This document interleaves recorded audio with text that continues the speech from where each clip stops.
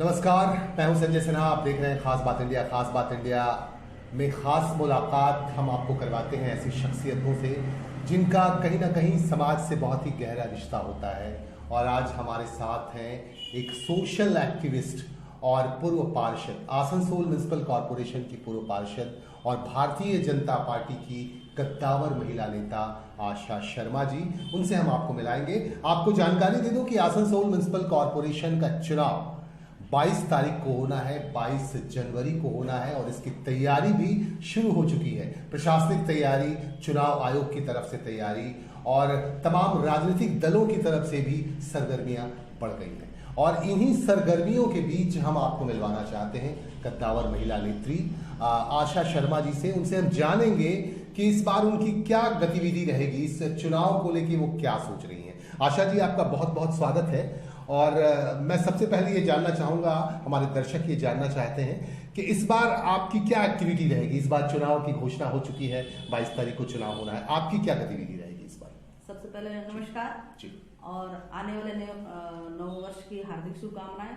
आप सबों के जीवन में मंगलमय हो, खुशियां से भरे।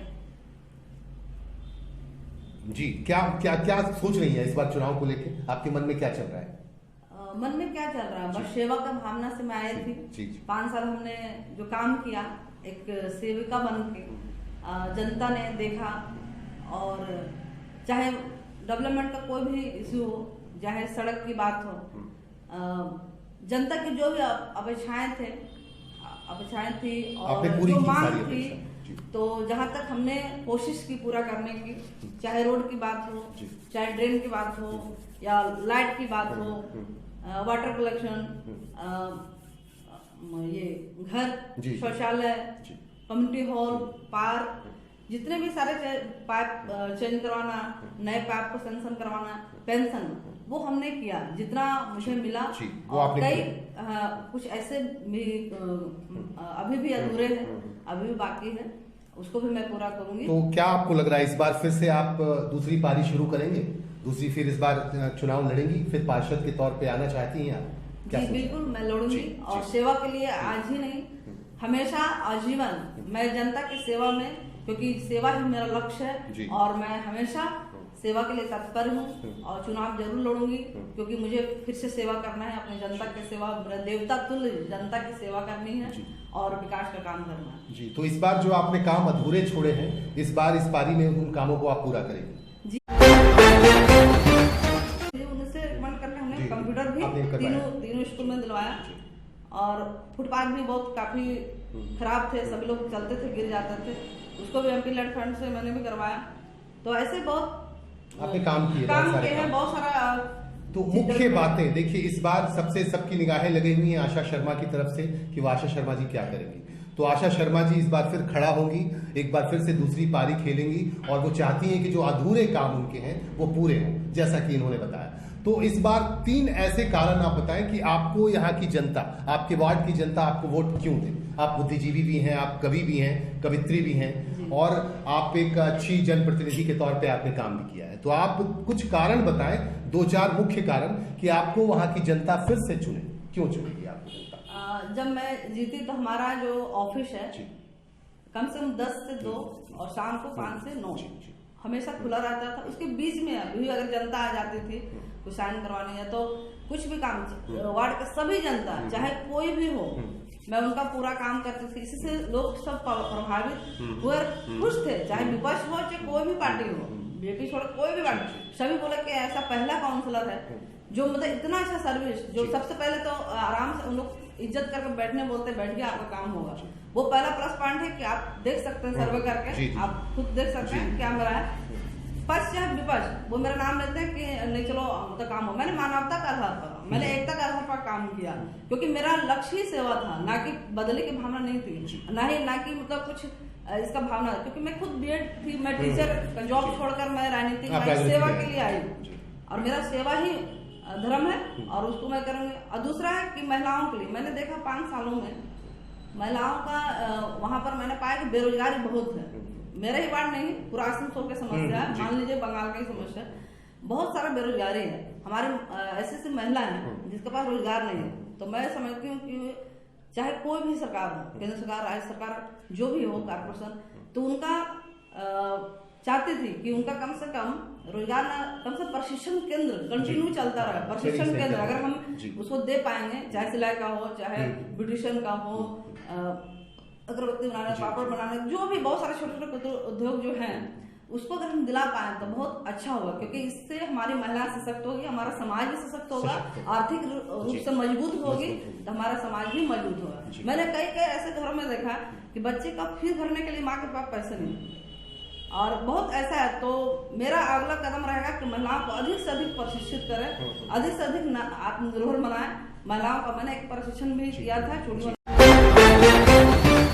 समस्या बहुत सारा बेरोजगारी है, हमारे ऐसी महिला है जिसके पास रोजगार नहीं है। तो मैं समझती हूँ कि चाहे कोई भी सरकार हो, केंद्र सरकार, राज्य सरकार, जो भी हो, कारपोरेशन, तो उनका चाहती थी कि उनका कम से कम रोजगार कम से प्रशिक्षण केंद्र कंटिन्यू चलता रहे। प्रशिक्षण केंद्र अगर हम उसको दे पाएंगे, चाहे सिलाई का हो, चाहे ब्यूटिशियन का हो, अगरबत्ती बनाने, पापड़ बनाने, जो भी बहुत सारे छोटे छोटे उद्योग जो हैं, उसको अगर हम दिला पाए तो बहुत अच्छा होगा, क्योंकि इससे हमारी महिला सशक्त होगी, हमारा समाज भी सशक्त होगा, आर्थिक रूप से मजबूत होगी, तो हमारा समाज भी मजबूत होगा। मैंने कई ऐसे घरों में देखा कि बच्चे का फीस भरने के लिए माँ के पास पैसे नहीं, और बहुत ऐसा है। तो मेरा अगला कदम रहेगा कि महिलाओं को अधिक से अधिक प्रशिक्षित करें, अधिक से अधिक आत्मनिर्भर बनाए।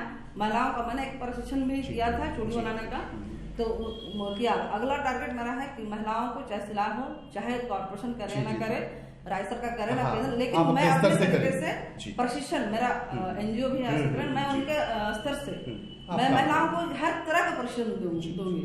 ये मेरा पहला टारगेट है, और जनता को हमेशा जो पहले मिला है और उससे बढ़ चढ़कर उनको सम्मान दूं, क्योंकि मैंने कहा था कि ये मेरी जीत नहीं, ये जनता की जीत। मेरी जीत तभी होगी जब हम जनता की आशाओं अपेक्षाओं पर खरी उतरेंगे। मैंने कोशिश किया, खरी उतरने की कोशिश किया, वो जनता जनार्दन ही जाने कि मैं कितना खरी उतरी और क्या उतरी, लेकिन फिर भी मैं जनता से अपने रिक्वेस्ट करना चाहूंगी, निवेदन करना चाहूंगी, अगर इस बेटी ने आपको थोड़ा सा भी अगर सेवा किया हो, आपको दिल में थोड़ा सा भी हो, तो एक बार मौका दे, ताकि हम वो अधूरे काम को कर सके, क्योंकि आपका वोट बहुत कीमती है, क्योंकि आपका एक वोट किसी गरीब का घर बना सकता है, क्योंकि आपका एक वोट किसी शौचालय बना सकता है, क्योंकि आपका वोट किसी की जिंदगी बदल सकता है, किसी का घर विकास कर सकता है। और मैंने जो ईमानदारी से किया और आगे भी मैं करूंगी, ताकि सभी लोग सुख शांति से रहे, क्योंकि मैं चाहती हूँ कि सभी हमारे और मेरे 5 साल के कार्यक्रम में सभी लोग बहुत खुशी और सुख शांति से उन लोग भी महसूस किया है। तो मैं ज्यादा नहीं, बस उन लोग से यही आशीर्वाद मांगू कि अगर 5 साल में हमसे कुछ जाने कुछ गलतियां त्रुटियां तो आपको माफ करे और आगे का भी आगे एक मौका और दे, ताकि मैं उनका सेवा कर सकूं। चलिए, वो आप सुन रही हैं, हमारे साथ हैं आशा शर्मा जी। अगर आप अपनी कोई प्रतिक्रिया देना चाहते हैं तो आप जरूर दें। और महिलाओं के लिए उन्होंने जो कहा है, उनके अंदर जो जज्बा है महिलाओं के लिए करने का, वो आपने सुना। और अगर आप महिला हैं, आप इनकी वोटर हैं, तो आप अपनी प्रतिक्रिया से जरूर नवाजें। और भी हम 2-4 बातें करेंगे। और इन्होंने स्कूल के लिए काम किया है, शिक्षा के लिए काम किया है, वहाँ जो बुनियादी मुझे काफी संघर्ष करना पड़ा, क्योंकि मैं विपक्ष में थी, तो बहुत ही प्रलोभन भी मिला, बहुत धमकियां मिली, लेकिन हमने डट कर उसका सामना किया। वो इसलिए हो पाया कि जनता मेरे साथ थी, जनता मेरे साथ थी, इसी कारण से ना ही मैं डरी ना मैं बिकी। अच्छा, धमकी कौन आपको देता रहा? जो सत्ताधारी लोग, अच्छा, सत्ताधारी लोगों की तरफ से धमकियां बहुत मिली कि काम नहीं होने देंगे, काम नहीं करने देंगे, आप डेवलप नहीं कर पाइएगा। तो मैंने भी कहा कि म्युनिसिपल एक्ट के तहत जो हमारा अधिकार बनता है काउंसिलर का, मैं उसे लेकर रहूंगी, चाहे इसलिए आंदोलन भी करना पड़ा। मैंने कई आंदोलन भी की और बोर्ड मीटिंग में कई बार हमने लड़ाई भी की, बहुत लड़ाई करके, जैसे म्युनिसिपल पार्क का ये मुद्दा था, तो हमने बहुत लड़ाई की कि हमारा म्युनिसिपल पार्क जो इम्पोर्टेंट पार्क है वो न बनाकर आप दूसरा मार्टिन मानुष का पार्क अब बना रहे हैं। तो हमारे जो जहाँ सभी लोग आते हैं, बच्चे बूढ़े खेलने आते हैं, कल्चरल प्रोग्राम भी होते हैं, उसे न बनाकर, क्योंकि मैं बीजेपी काउंसिलर क्या, इसलिए मुझे इग्नोर किया जा रहा है। तो फिर मेरी बात सुनी गई, चेयरमैन साहब भी थे और कमिश्नर साहब भी थे, उन्हें भी पूरा किया। रोड का मामला था, कई बार ऐसे हुआ कि मुझे अपने ही वार्ड में उपेक्षित किया जाता था, कई ऐसे प्रकल्प का खुद उद्घाटन कर दिया जाता था, मुझे बुलाया नहीं जाता था। 9 शीलापट में मेरा नाम भी दिया जाता था। तो मुझे बहुत बुरा लगता था, लेकिन कई बुद्धिजीवियों ने कहा कि यहाँ का राजनीति आप विपक्ष में है, इसकी चिंता मत करें, लोगों के दिल में आपका नाम लिखा हुआ, शीलापट में हो या ना हो, हम लोग लोगों के दिलों में आपका, हाँ, सब हम लोग जानते हैं कि आपने ही काम कराया और कार्यकाल में बहुत सारे काम हुए। क्योंकि मेरे वार्ड में दोनों कम्युनिटी को लोग रहते हैं, 4 कम्युनिटी हॉल हमने बनाया क्योंकि रिकमेंड था। बहुत ऐसे गोदली गली जो गोदली काली मंदिर है वहाँ कम्युनिटी हॉल नहीं थे, बहुत गरीब लोग के लोग अगर दूसरा हॉल लेते थे बहुत पैसा लग जाता था। अभी क्या हुआ, वहाँ बच्चे का शादी हुआ, कीर्तन हुआ, जो भी कल्चरल प्रोग्राम हुए आराम से होते हैं। शनि मंदिर भी था, वहाँ भी हमने 5 लाख का तो सेंसन वहां से करवाया, वहां भी कम्युनिटी हॉल का था, जो हो सका मेरे तरफ से मैंने अपना किया। महावीर मंदिर जो है वहां का भी रिकमेंड था कम्युनिटी हॉल दिया जाए, जहां जहां से जो डिमांड आया। फिर मेट्रोपोलिटन नर्सिंग होम का जो महावीर दुर्गा मंदिर है वहां कम्युनिटी हॉल को भी हमने देखा, और साथ ही साथ जनाजा घर का भी मेरे पास आया था। जो पूर्व पार्षद थे जल्दी सरकार जी, उन्होंने मुझे लेटर दिया कि बनना चाहिए। हमने क्यों नहीं बनेगा, जरूर बनेगा। मैं भी उन्हें सेंसन की बाउंड्री वाल थे कई, और जैसे घर जितना भी बोला गया था 200 घर बने हैं, लेकिन 200 घर टारगेट पूरा नहीं हो पाया। लगभग 50 घर मतलब कंप्लीट हुए हैं और बाकी पेंडिंग है। और पेंशन भी बोला गया था बनेंगे।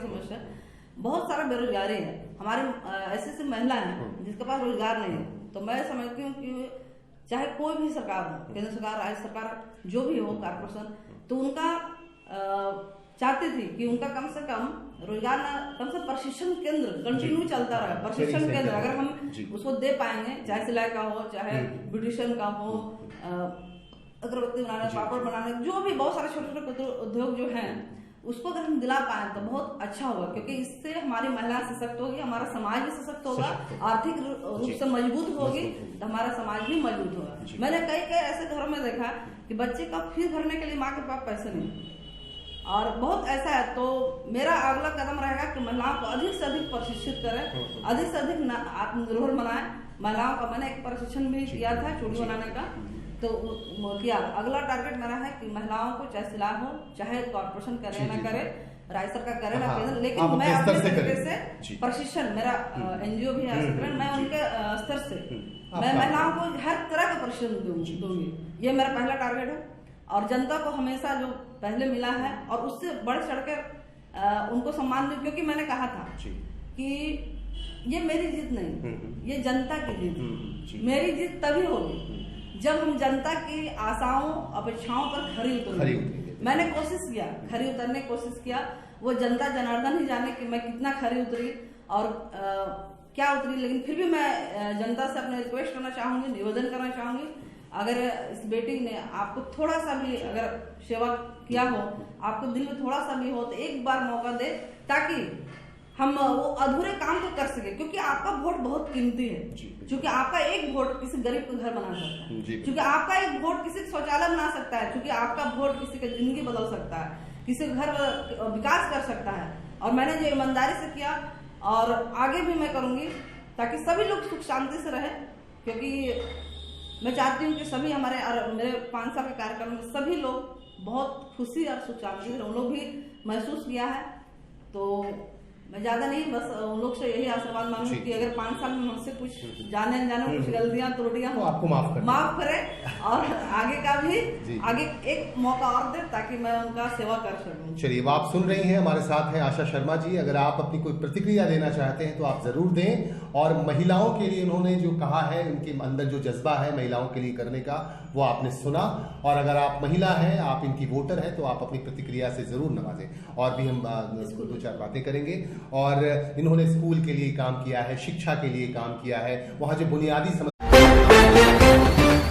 वार्ड ही क्या, आसनसोल, पश्चिम बंगाल को भी और भी जो भी चल रहा है, तानाशाही, तुष्टीकरण, जो भी हिंसा चल रहा है, उस लोकतंत्र को फिर से मैं लौटा सकूं, उस लोकतंत्र को फिर से मैं कर सकूं। फिर से मैं आप सबों को नए साल की हार्दिक शुभकामनाएं देती हूं, और ताकि आपके जीवन में आगे बढ़े, खुशियां मिले। और सभी कार्यकर्ताओं से मैं अनुरोध करना चाहती हूँ कि आप लोग, अगर आपके मन में सेवा की भावना हो, अच्छी भावना हो, चाहे आप जो भी दल करें, चाहे आप जो भी पार्टी करें, खास करके हम बोलना चाहेंगे कि सेवा की भावना होनी चाहिए, ना कि बदले की भावना, ना कि तुष्टिकरण की भावना, ना तानाशाही होनी चाहिए, ना हिंसा की भावना होनी चाहिए, ना बदले की भावना। बस अगर सेवा कीजिए, क्योंकि सेवा ही ऐसा परम धर्म है जो हर धर्म से बड़ा है। और जनता तो हमारी देवता तुल्य ही है, क्योंकि जनता एक बार जिसे आशीर्वाद देती है सेवा के लिए, जिससे हम सेवा कर पाते हैं और मिल पाता है हमें मौका। बहुत बहुत धन्यवाद। चलिए, बहुत बहुत धन्यवाद। आशा जी हमारे साथ थी, इनकी बातें हमने आपको सुनाई, हम फिर इनसे मिलवाएंगे और भी बहुत शख्सियतों से हम आपको मिलवाते रहेंगे। और बहुत बहुत धन्यवाद आशा जी आपका, और आप सभी का बहुत बहुत धन्यवाद।